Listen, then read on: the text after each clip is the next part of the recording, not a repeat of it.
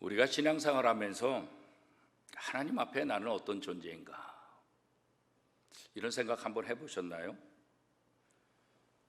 내가 하나님 앞에서 어떠한 삶을, 무슨 삶을 살아야 될까? 그리고 내가 정말 무엇을 향해서 삶을 살아야 될까? 이 부분은 구원받은 하나님의 자녀로서 굉장히 중요한 질문들입니다. 우리가 예수 그리스도를 통해서 구원받기 전에는 우리의 욕심과 우리의 생각대로 그냥 살았으면 돼요. 그저 내게 기쁘고 내가 즐겁고 나한테 유익이 되면 그냥 그렇게 살면 되는 거예요. 그런데 예수 그리스도를 통해서 하나님의 자녀가 되면 이게 달라지는 거예요. 내 생각과 내 방법대로가 아니라 내게 이익이 되느냐 안 되느냐 이것이 아니라 어떻게 하면 하나님을 기쁘시게 할 수 있을까? 어떻게 하면 하나님의 말씀에 순종하는 삶을 살 수 있을까?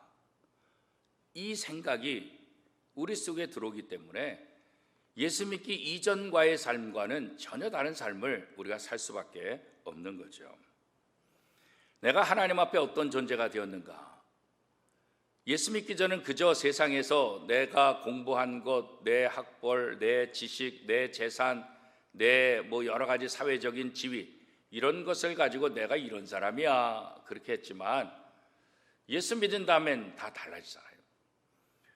요즘 그 TV 광고에 보니까 어렸을 때는 주산을 너무 잘해서 천재, 영재 소리 듣고 그런데 지금 보니까 이게 치매에 걸려가지고 아무것도 기억이 안 나요. 또 어떤 남자는 또 과거에 S대에 수석으로 입학하고 수석으로 졸업하고 또 아주 커다란 대기업에 들어가서 아주 성장을 잘 해가지고 그런데 치매에 걸려고 나니까 어르신 누구세요? 나 옛날에 대기업에 임원했던 사람이야 이렇게 얘기해요. 그러니까 과거에 자기가 세상에서 무엇을 했는지 이거 굉장히 중요하죠. 그런데 예수 믿고 나면 그게 아무런 의미가 없어지는 거예요. 연세 드시면 다 그게 또 의미가 없어지는 것처럼 오늘 본문의 아브라함의 모습을 통해서 하나님의 자녀의 존재가 어떤 존재인가? 내가 생각하는 것과 또 세상 사람들이 생각하는 것 이게 좀 다르죠. 우리가 예수 믿고 하나님의 자녀가 되었다는 것 이거 굉장히 우습게 여길 수 있어요. 그게 대단해. 그런데 세상 사람들이 볼 때는 이게 어마어마한 거예요. 아브라함이 아무것도 아닌 것 같지만 하나님께서 아브라함을 선택하시고 하나님이 아브라함과 함께 할 때 이방 나라 왕이 감히 아브라함을 넘볼 수 없고 감히 아브라함을 함부로 대할 수 없는 그런 존재가 됐다는 거예요. 그래서 오늘 본문에 나와 있는 이 아브라함의 이야기를 통해서 오늘 우리 자신이 이 땅에서 어떤 존재로 살아가야 될까? 또 어떤 영향력을 끼치며 살아가야 될까? 그 대답을 우리가 찾아볼 수가 있습니다. 오늘 본문에 보면 그랄 왕 아비멜렉이 군대 장관 비골과 함께 아브라함을 찾아왔다 그렇게 말씀하고 있습니다. 지금 아브라함은 나그네 인생이고 그랄 왕 아비멜렉은 자기의 땅에 자기의 백성을 가지고 사람들을 거느리는 왕이라고요. 그죠? 그러니까 이 땅에 나그네로 사는 사람은 그 땅에 사는 사람한테 잘 보여야 돼요. 그 땅의 사람들, 특별히 왕에게 잘못 보이면 그 땅에서 잠시도 살 수 없어요. 쫓겨날 수밖에 없는 거죠. 그러니까 상식적으로 생각하면 아브라함이 이 그랄 왕 이 아비멜렉에게 잘 보여야 되죠. 사정을 해야 되죠. 우리가 잠깐 나그네 인생을 살아가는데 이 나라에서 잠시 머물다가 가겠습니다. 허락해 주세요. 이렇게 해야 되는 거 아니겠어요? 그죠? 그런데 오늘 본문에 보면 이 아브라함이 그랄 왕 아비멜렉을 찾아간 것이 아니라 그랄 왕 아비멜렉이 군대 장관까지 대동해서 아브라함을 찾아왔다는 거예요. 그거 왜 찾아왔을까? 혼내주려고 왔을까? 아니 그렇지 않아요. 오히려 아브라함에게 사정하는 거예요. 나와 내 자식과 내 자손들 그들을 절대로 해를 끼치지 않도록 약속해달라 그런 거예요. 왜 이런 일이 벌어졌을까? 이미 앞에서도 이 아비멜렉이 아브라함의 아내를 자기 아내로 삼겠다고 한 번 한 적이 있었잖아요.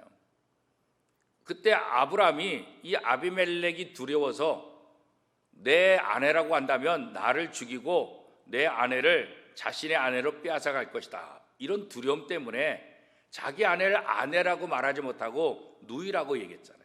우리는 남매 사이입니다 그랬잖아요. 그래서 아비멜렉이 그래?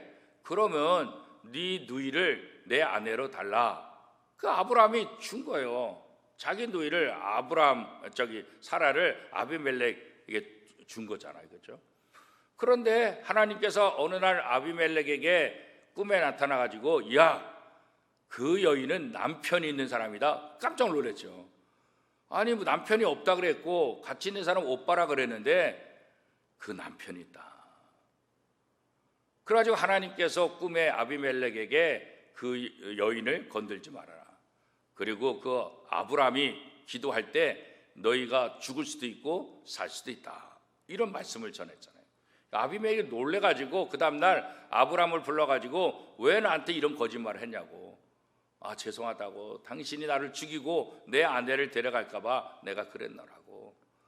그러면서 하나님께서 이 아비멜렉에게 꿈속에서 한 말이 있는데 아브라함은 선지자라.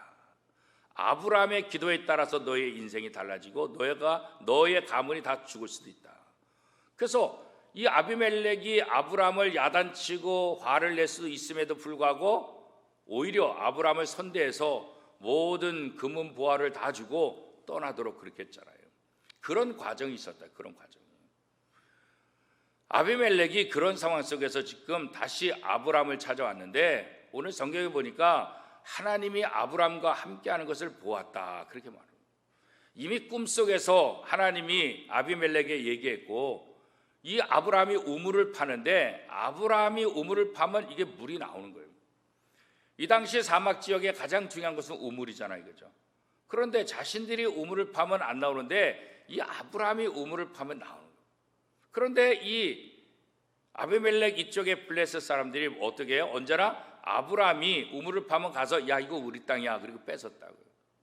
그리고 아브라함의 종도를 또 이렇게 못되게 굴고, 그래서 쫓겨 와서 우물을 파고 거기서 이제 기거하게 되는데, 그때 이제 이 아비멜렉 왕, 그랄 왕 아비멜렉하고 군대 장관 비골이 이제 아브라함을 찾아오는 과정이 오늘 본문에 나오게 되는 거죠. 그러니까 아브라함이 누군지를 안 거예요. 그러니까 아브라함에게 자신과 자신의 자녀와 자신의 손자까지 해를 끼치지 않도록 좀 약속해달라. 그러니까 야단치러 온 것이 아니라 오히려 나그네인 아브라함에게 사정하러 온 거예요.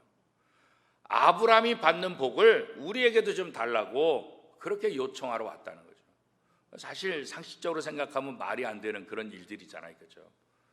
하나님은 이 나그네 아브라함을 이렇게 나그네 인생길에서도 이렇게 존경받고 존대받고, 아브라함이 세상을 두려워하는 것이 아니라 세상이 아브라함을 두려워하게 만든 거예요. 사실 아브라함이 자기 아내를 누이라고 속였던 건 뭐예요? 세상이 두려워서, 그랄 왕이 무서워서 그렇게 한 거잖아요. 근데 오히려 하나님께서는 그 그랄 왕이 아브라함을 두려운 존재로 알게끔 만들어버렸다고요. 이 사실은 오늘 신앙생활하는 우리들에게도 그대로 적용되는 거예요. 우리가 세상적으로 연약하고 세상적으로 부족하고 세상적으로 별 볼 일 없다 할지라도 우리가 예수 그리스도를 통해서 하나님의 자녀가 되었다고 한다면 이 하나님의 자녀의 권세가 얼마나 대단한지 성경이 우리에게 얘기해 주고 있고, 이 아브라함의 모습이 오늘 우리에게 그 답을 해주고 있는 거예요.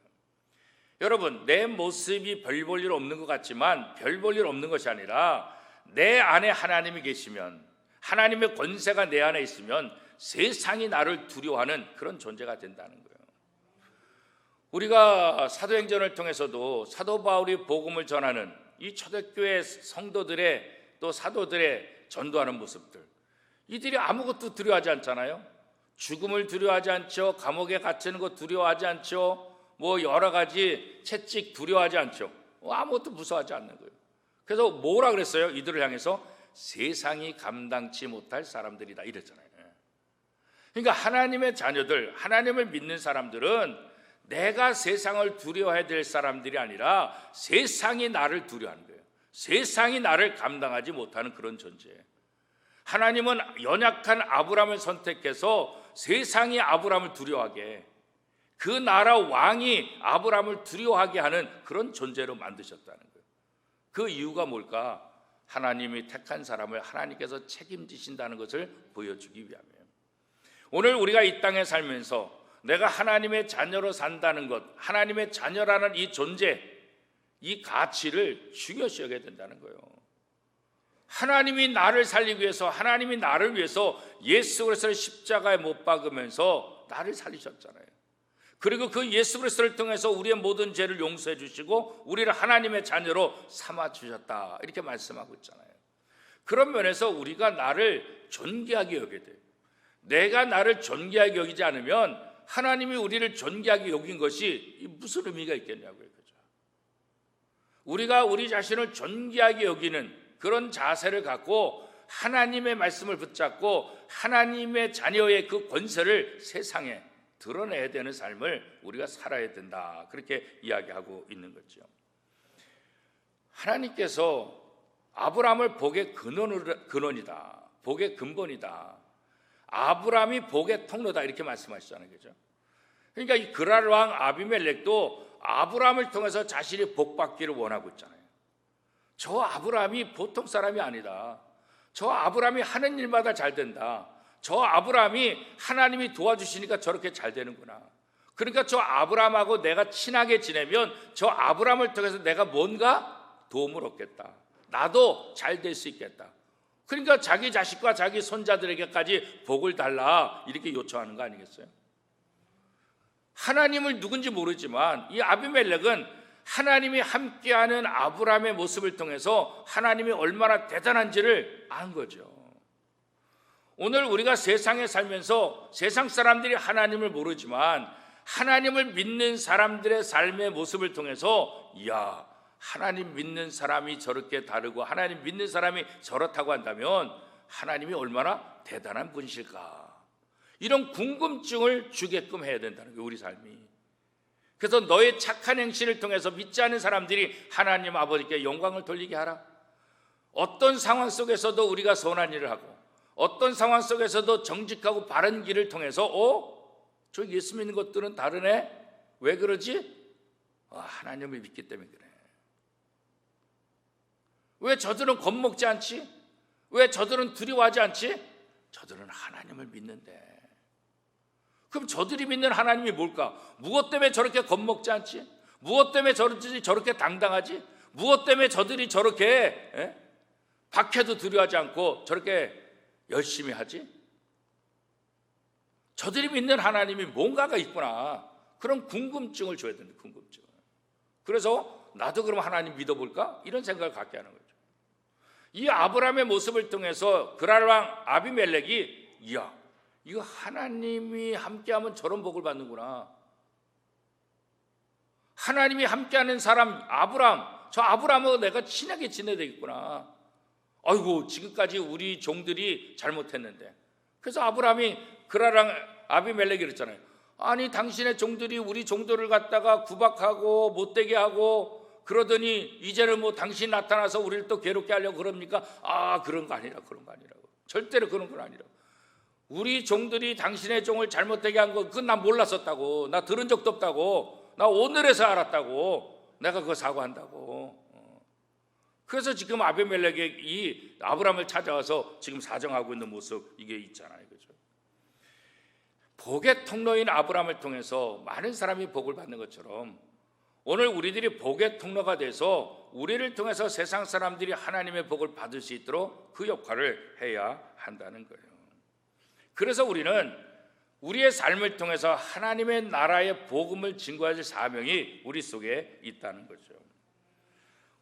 교회가 또 우리 성도들이 해야 될 가장 중요한 일은 뭘까? 그런 건 다르네요. 하나님의 복이 이 땅에 드러나게 하는 거죠. 아브라함의 모습을 통해서 하나님의 복이 드러난 것을 누가 본 거예요? 그랄 왕 아비멜렉이 본 거잖아요. 그것을 보고 아브라함을 찾아와서 우리한테 좀 복을 빌어달라고 이렇게 사정한 것 아니겠어요? 그죠? 우리는 주님의 몸된 성전, 우리가 주님이 거하는 성전이라 그러잖아요. 주님이 거하는 이 성전도 있지만 우리 자신이 거룩한 성전이라고 그러잖아요. 하나님은 이 교회와 우리를 하나 되게 했다고요. 하나님은 교회를 통해서, 하나님은 오늘 우리를 통해서 하나님의 복이 세상 속에 흘러들어가기를 원하고 있는 거예요. 그러니까 하나님이 아브라함을 선택한 게 뭐예요? 그 아브라함을 통해서 아브라함에게 주신 복이 세상 모든 사람들에게 흘러들어가서 아브라함을 통해서 많은 사람들이 복을 받기를 원한다. 그래서 아브라함을 복의 통로다, 너는 복의 근원이다, 이렇게 말씀한 거 아니겠어요? 오늘 이 세상에서 신자들의 삶이 바로, 성도들의 삶이 바로 그런 거죠. 복의 통로 역할을 하는, 우리가 하나님을 통해서 받은 복을 우리를 통해서 다른 사람들에게 전달해 주는 그 역할을 해야 된다는 거죠.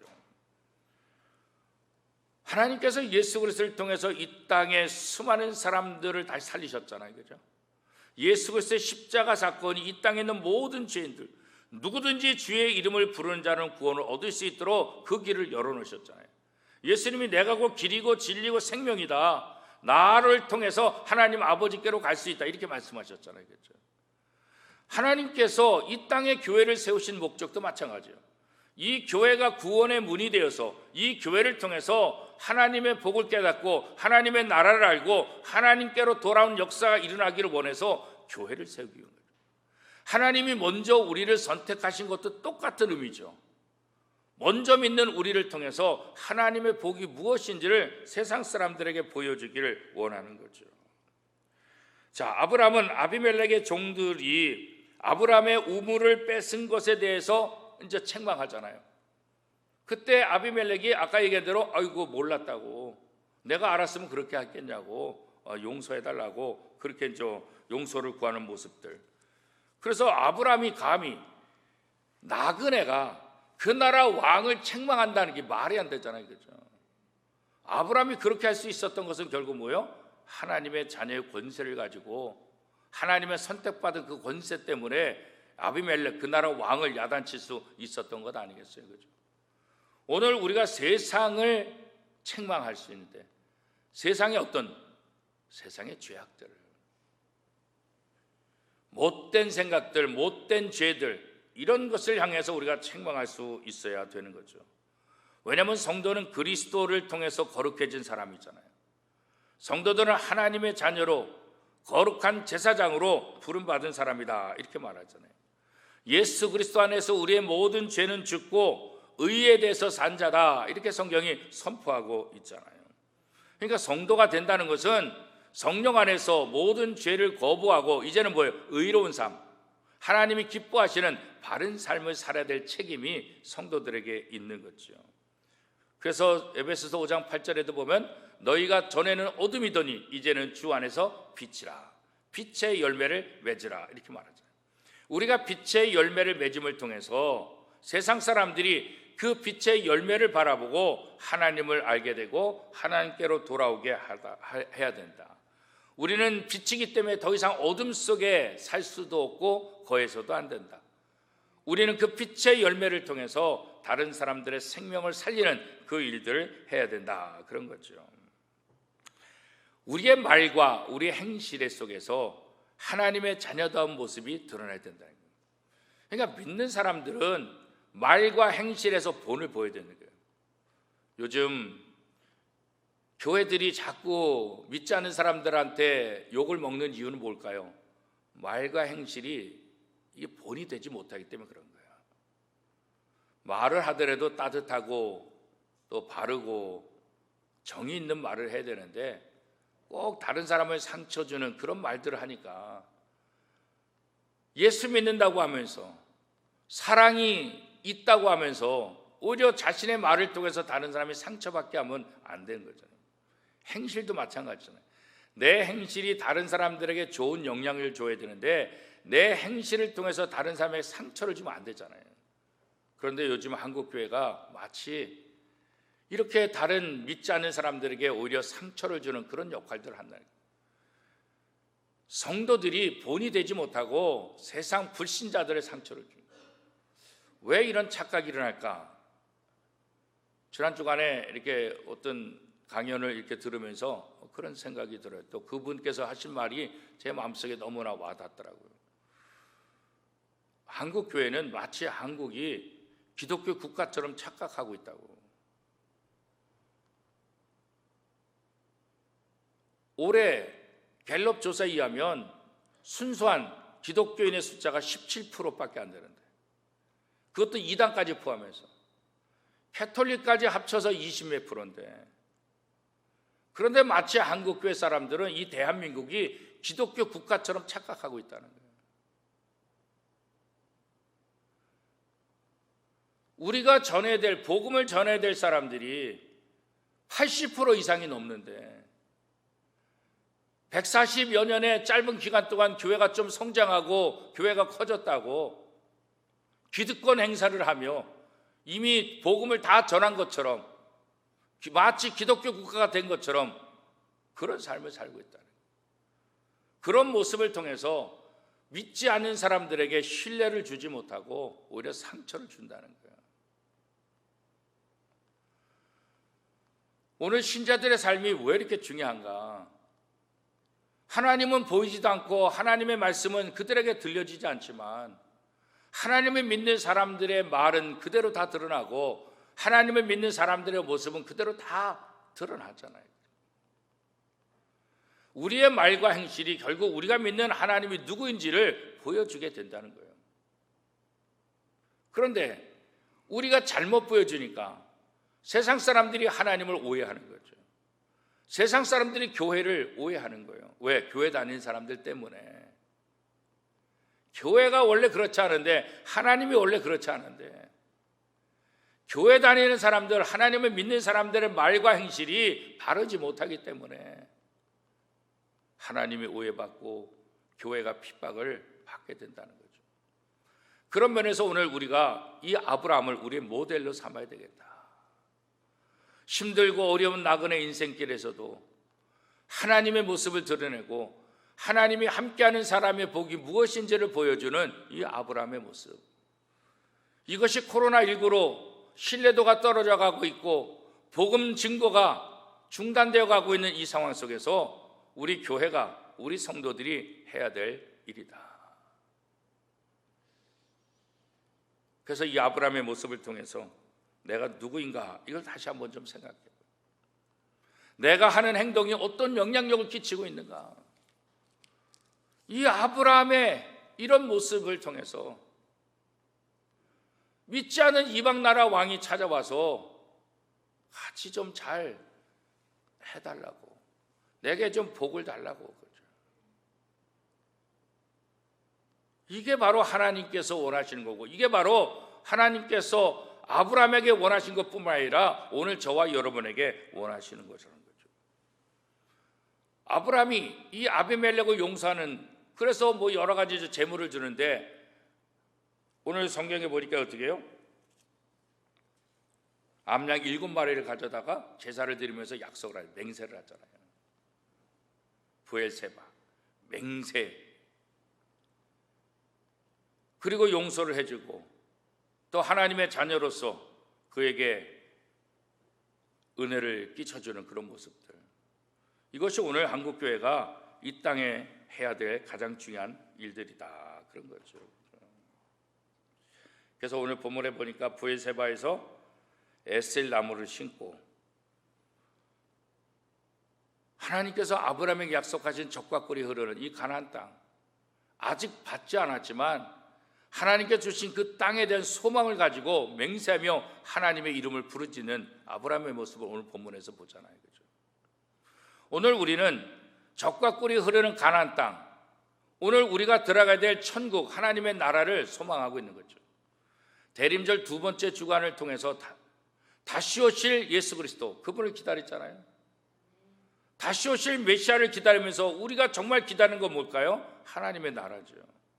하나님의 나라는 이미 예수 그리스도 안에 우리 속에 와 있지만 완전히 온 건 아니죠.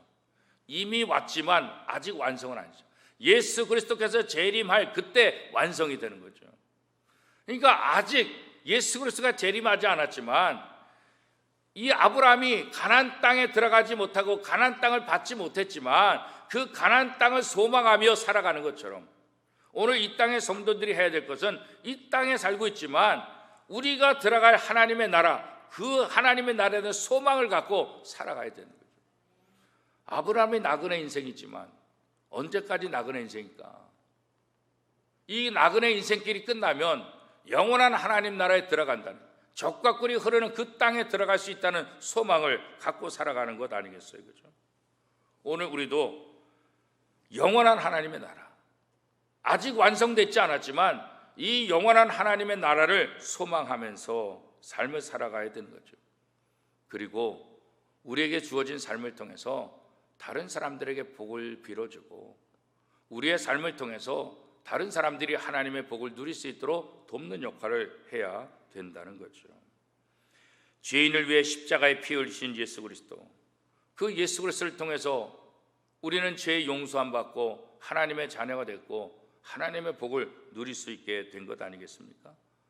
이거 하나만 생각하더라도 우리는 평생 감사해도 부족함이 없죠. 늘 감사해. 범사에 감사하라. 이거 하나만 가지고도 우리는 범사에 감사하지. 왜요?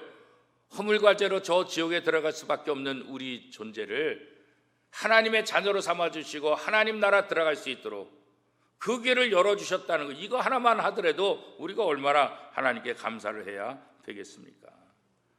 이 땅에 살면서 좀 힘들고 어려움이 있다 할지라도 이 땅의 것으로 결판 나는 것이 아니기 때문에 저 영원한 하나님 나라를 소망하면서 이 땅에서 참고 견디며 또 하나님의 자녀답게 하나님의 복을 나누는 그런 삶을 우리가 살아야 되겠다.